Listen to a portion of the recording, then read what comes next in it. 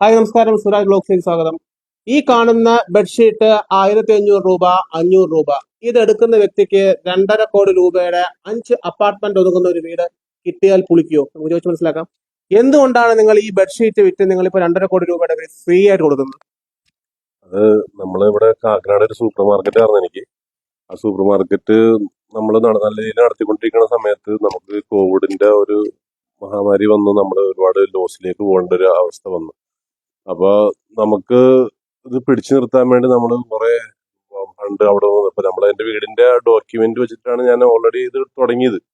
പക്ഷെ അതും കഴിഞ്ഞ് പിന്നെ നമ്മൾ പലിശക്ക് പല ആൾക്കാരിൽ നിന്ന് പൈസ പലിശക്കും മറ്റേ അല്ലാതെ ഒക്കെ എടുത്ത് നമ്മൾ ആകെ ഹോൾസെയിലും ഉണ്ടായിരുന്നു എനിക്ക്. ഹോൾസെയിലും എല്ലാം കൂടി നമ്മൾ ആകെ ബിസിനസ് തകർന്ന് എന്താ പറയാ ഒന്നും ഇല്ലാത്തൊരു അവസ്ഥയിലേക്ക് എത്തി. ഒരു 5 വർഷം കൊണ്ട് നമ്മൾ ആകെ തരിപ്പടായി. ഇപ്പൊ ഒന്നുമില്ലാത്ത അവസ്ഥയിലായി.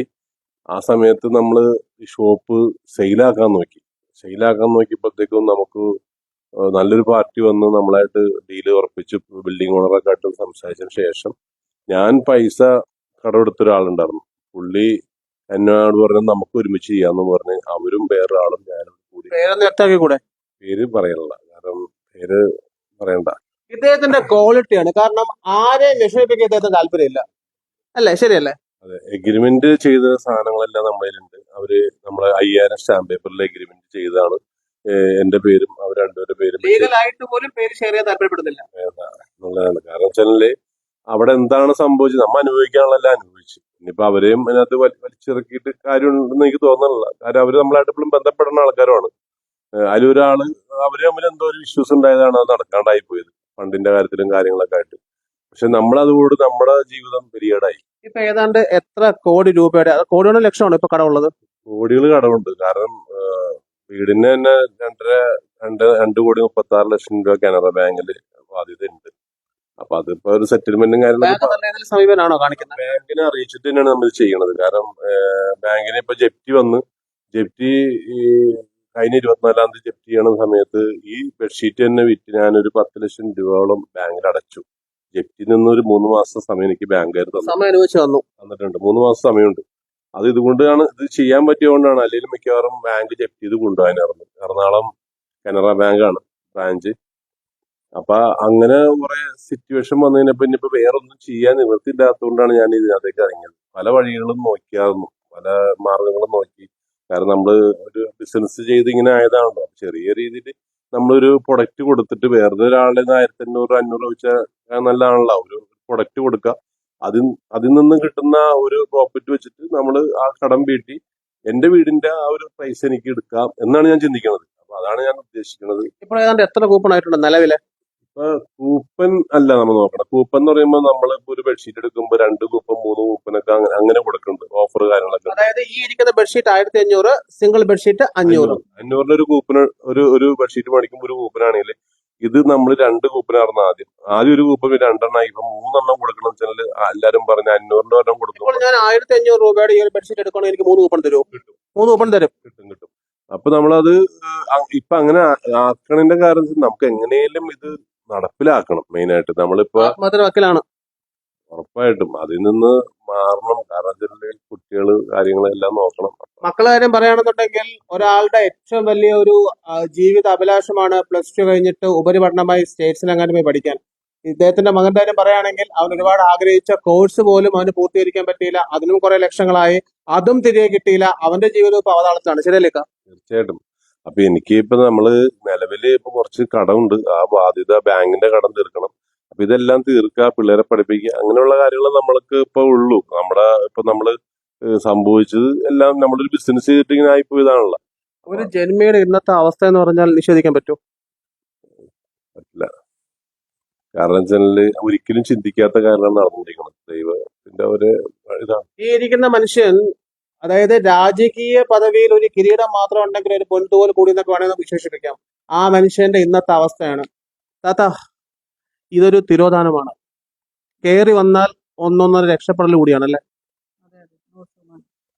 രക്ഷപ്പെടണം. കാരണം ഞാനും മിക്കായും മാത്രമാണെങ്കിലും എന്തായാലും അവസാനിച്ചാലും കുഴപ്പമില്ല. പക്ഷെ മക്കൾ മുന്നിലുണ്ട്. കുട്ടികളെ നോക്കിയിട്ട് നമുക്കൊന്നും തീരുമാനം എടുക്കാൻ പറ്റാത്തൊരു സിറ്റുവേഷൻ ആയിപ്പോയി. അതുവരെ എത്തി ഞങ്ങളുടെ അവസ്ഥ. കാരണം നമ്മൾ നല്ല രീതിയിൽ നമുക്കുള്ള സമയത്ത് ഞങ്ങളുടെ കയ്യിൽ എന്ത് വന്നാലും മറ്റുള്ളവരെ ഒരുപാട് ഞങ്ങൾ ഹെൽപ്പ് ചെയ്തിട്ടുണ്ട്. എനിക്ക് അത് ഓർക്കുമ്പോൾ വളരെ മറ്റുള്ള ആൾക്കാരുടെ ഹെൽപ്പ് നിങ്ങൾക്ക് ആവശ്യമുള്ള ഒരു സാഹചര്യമാണ് അല്ലേ? 100% ഞങ്ങൾ സഹായിച്ച പോലെ ഞങ്ങളെ സഹായിക്കാൻ ആരെങ്കിലും ഒരു കൈ തരുമെന്ന് ഒരുപാട് ഞങ്ങൾ പ്രതീക്ഷിക്കുന്നുണ്ട്. കാരണം ഞങ്ങൾ അത്ര നമ്മൾ സഹായിച്ചിട്ടുണ്ട്. നമ്മൾ കണ്ടിട്ടില്ല, അറിയില്ലാത്ത ഒരുപാട് പേർക്ക് ഞങ്ങൾ മനസ്സറിഞ്ഞ് നമ്മൾ കൊടുത്തിട്ടുണ്ട്. പക്ഷെ ഇന്നിപ്പോ ഞങ്ങൾ എല്ലാവരോടും ഞങ്ങളൊരു സഹായം തേടുകയാണ്. കാരണം എൻ്റെ കുട്ടികൾ മെയിനായിട്ടും അതാണ്. എൻ്റെ കുഞ്ഞുങ്ങളുടെ കാര്യമാണ്. അത് അവരൊന്ന് പഠിപ്പിക്കണം, നല്ല രീതിയിൽ അവരെ ഉപജീവനം അതൊന്ന് എന്തെങ്കിലും ഒന്ന് ആക്കണമെന്നും പിന്നെ നമുക്ക് വന്നിട്ടുള്ള ഈ ബാധ്യത, കാരണം ഞങ്ങൾ ഈ ഷോപ്പിനെ പിടിച്ചു നിർത്താൻ വേണ്ടി എല്ലാവരോടും ഞങ്ങൾ ഇന്ന് വരെ ആരോടും കടം വാങ്ങിക്കാത്തത് കാരണം ഞങ്ങൾ ചോദിച്ചവരൊക്കെ ഞങ്ങൾക്ക് ഇൻട്രസ്റ്റ് ആണെങ്കിൽ പോലും ഞങ്ങൾക്ക് തന്നിട്ടുണ്ട്. പക്ഷെ അത് തിരിച്ചു കൊടുക്കണം. പക്ഷെ ഒരു സാഹചര്യത്തിൽ ഞങ്ങളുടെ ഷോപ്പ് സെയിലാക്കാൻ വേണ്ടി ഒരു എമൗണ്ട് പറഞ്ഞ് വാക്ക് ഉറപ്പിക്കുന്ന സമയത്താണ് വേറൊരു പാർട്ടി വന്നിട്ട് ജോയിന്റ് ആയിട്ട് ചെയ്യാന്ന് പറഞ്ഞത്. അപ്പൊ ഞാൻ ഏതൊരാളും വിചാരിക്കണത് അതല്ലേ നല്ലത്. ഒരു കൈത്താങ്ങ് പ്രതീക്ഷിച്ചു. ഒരു ബിസിനസ് നഷ്ടപ്പെട്ടു പോകണ്ടല്ലോ. ഞങ്ങൾ അത്ര എക്സ്പീരിയൻസ് വെച്ചാൽ നമുക്ക് ഉണ്ടാകാതെ പോയത് ഞങ്ങളുടെ സാമ്പത്തികം മുടക്കി എല്ലാം നന്നായിട്ട് ചെയ്യാമെന്ന് പറഞ്ഞപ്പോൾ ഞങ്ങൾ അത് വിശ്വസിച്ചു. അപ്പോൾ നമ്മുടെ ഓണറും എല്ലാം അറിയപ്പെടുന്ന ഈ കാക്കനാട് അറിയപ്പെടുന്ന 3-4 വ്യക്തികളോട് കൂടി വന്നിരുന്നിട്ടാണ് എഗ്രിമെന്റ് ചെയ്തത്. 5000 രൂപയുടെ സ്റ്റാമ്പ് പേപ്പറിൽ എഗ്രിമെന്റ് ചെയ്ത് ഞങ്ങൾക്ക് കൈ തന്ന് മുടങ്ങി കിടന്ന് 2 റെന്റും അടച്ചിട്ട് ഞങ്ങളോട് പറഞ്ഞത് ഈ ഷോപ്പിന്റെ ഷട്ടർ അടച്ചോ, എന്നിട്ട് നമ്മൾ പുതിയ എല്ലാ സാധനങ്ങളും ക്ലിയർ ചെയ്തിട്ട് പുതിയ സാധനം നമ്മൾ ഇറക്കി പുതിയ ഷോപ്പ് പോലെ ചെയ്യാം എന്ന് പറഞ്ഞ് ഞങ്ങളോട് കൈ തന്ന് പോയതാണ്. പക്ഷെ 2-3 ആഴ്ച ഞങ്ങൾക്ക് എല്ലാം ക്ലിയർ ചെയ്യാൻ വേണ്ടി, കാരണം പുറത്തുനിന്ന് ഒരാളെ വെച്ചാൽ ഞങ്ങൾക്ക് പണിക്കൂലി കൊടുക്കാനില്ലാത്തത് കാരണം ഞാനും ഇക്കായും എൻ്റെ കുട്ടികളും കൂടി അതെല്ലാം ക്ലിയർ ചെയ്തിട്ട് വെറുതെ ശൂന്യമായ ഒരു ഷോപ്പാക്കി കഴുകി തുടച്ച് ഞങ്ങൾ നോക്കിയിരുന്ന സമയത്ത് ഞങ്ങളുടെ കയ്യിലേക്ക് കൊണ്ടുതരുന്നത് 5000 രൂപയുടെ സ്റ്റാമ്പ് പേപ്പറിന്റെ ഒറിജിനൽ കീറിയത് കൊണ്ടാണ്.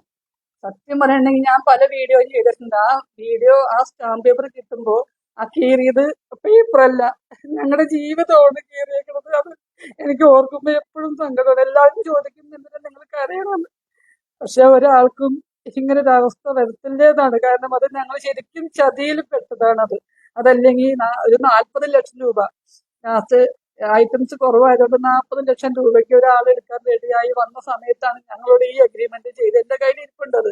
എന്നോട് പല രീതിയിലും ചോദിച്ചു നിങ്ങളൊന്ന് വേറെ നടപടി എടുക്കാത്തത്. ഞാൻ പിന്നെ വിചാരിച്ചു ദൈവത്തിന്റെ മുമ്പിലുള്ള നടപടി ഉണ്ടല്ലോ, അത് ദൈവം ചോദിക്കും.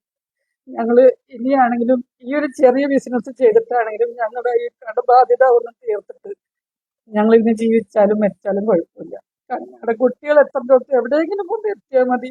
അവരുടെ വിദ്യാഭ്യാസം അത് മാത്രം ഞങ്ങൾ ഒരുപാട് കുട്ടികളെ പഠിപ്പിച്ചിട്ടുണ്ട്. ഒരുപാട് കുട്ടികൾക്ക് ഞങ്ങൾ സഹായിച്ചിട്ടുണ്ട് പഠിക്കാൻ വേണ്ടി. പക്ഷെ എന്റെ കുട്ടികളെ പഠിപ്പിക്കാൻ പറ്റിയിട്ടില്ല. ഇവിടെ ഒരാളുടെ തിരോധാനത്തിൽ നിന്നും ഒരു ബെഡ്ഷീറ്റ് മാത്രമാണ് അവരുടെ ഏറ്റവും വലിയ ഓർത്തുനിൽപ്പ്. ഈ വ്യക്തിയെ സംബന്ധിച്ചിടത്തോളം ഈ വ്യക്തി 600 രൂപ കൊണ്ട് നിന്ന് രക്തം വേർപ്പാക്കി ഉണ്ടാക്കിയ 2.5 കോടി രൂപയുടെ അപ്പാർട്ട്മെന്റ് കം വീടാണ് ഇന്ന് ഈ ബെഡ്ഷീറ്റ് എടുക്കുന്ന ഏതോ ഒരു ഭാഗ്യശാലിയെ കാത്തിരിക്കുന്നത്. നിങ്ങൾ ചെയ്യേണ്ട എത്രമാത്രം ഈ ഒരു ബെഡ്ഷീറ്റ് കരസ്ഥമാക്കൂ, നിങ്ങൾക്ക് 2.5 കോടി രൂപയുടെ വീട് 101% ഈ വ്യക്തി ജീവിച്ചിരിക്കുമെങ്കിൽ തന്നിരിക്കും. കൊടുക്കൂലേ? ഉറപ്പായിട്ടും നമ്മള് ദൈവത്തിനെ സാക്ഷി നിർത്തി പറയണം. നമ്മളത് ഉറപ്പായിട്ടും നമ്മൾ നടപ്പിലാക്കണം. എനിക്ക് ഇനിയിപ്പോ ആകെ ചെയ്യാനുള്ളത് നടപ്പിലാക്കുക എന്നുള്ളതാണ്. നമ്മള് ഇപ്പൊ ഒരാളുടെ നിന്ന് ഇതുപോലെ ഈ പറഞ്ഞ പോലെ ഇത് നമുക്കൊരു ടാർഗറ്റിലേക്ക് എത്തിച്ച് എല്ലാരും കാണുക. എടുത്തവർക്കാണെങ്കിലും ഇപ്പൊ നമ്മൾ എടുത്ത ഒരു 1500 ആൾക്കാരുണ്ട്. അവർക്ക് എല്ലാവർക്കും നമ്മൾ ഈ ഇതിന് ലിങ്ക് കൊടുക്കുന്നുണ്ട്. എവിടെ നിന്നിട്ടാണെങ്കിലും നമ്മുടെ നറുക്കെടുപ്പ് അവർക്ക് വീക്ഷിക്കാൻ പറ്റും. ഇന്ത്യയിൽ എവിടെ നിന്നിട്ടും വീക്ഷിക്കാന്നുള്ള സംവിധാനങ്ങളും നമ്മളത് ചെയ്യുന്നുണ്ട്. അപ്പൊ എല്ലാ രീതിയിലും എല്ലാരും സഹകരിക്കുക. കാരണം നമുക്ക് ഇനിയിപ്പോ വേറെ ഒന്നുമില്ല കാരണം പറയാനായിട്ട്. നമ്മുടെ ലാസ്റ്റ് അറ്റ കൈയാണിത്. ഇതിൽ നിന്നെങ്കിലും നമുക്ക് ഇതൊന്ന് കരകയറണം. ഇപ്പൊ ഒരുപാട് ആളുകൾ ഇതെല്ലാം ചെയ്യുന്നുണ്ട്. നല്ല പല കാര്യങ്ങളും നടക്കുന്നുണ്ട്. പക്ഷെ നമ്മളെ ഇതൊരു ജീവിതമാർഗമാണ്. വേറെ നിവൃത്തിയില്ലാത്തതുകൊണ്ടാണ് എല്ലാവരും സഹകരിച്ച് നമ്മളൊന്ന് സപ്പോർട്ട് ചെയ്യണം. അതാണ് എനിക്ക് പറയാനുള്ളത്. എല്ലാവരും ചിന്തിക്കും 2.5 കോടി രൂപയുടെ മുതൽ ഒരു 1500 രൂപയുടെ ബെഡ്ഷീറ്റ് കൊടുക്കാൻ ഇദ്ദേഹം ഒരു മണ്ടനാണോ ഉടായിപ്പാണോ? ഒരിക്കലും അല്ല. സാഹചര്യം അനുഭവിച്ചവനറിയാവൂ അനുഭവിച്ചവന്റെ വേദന.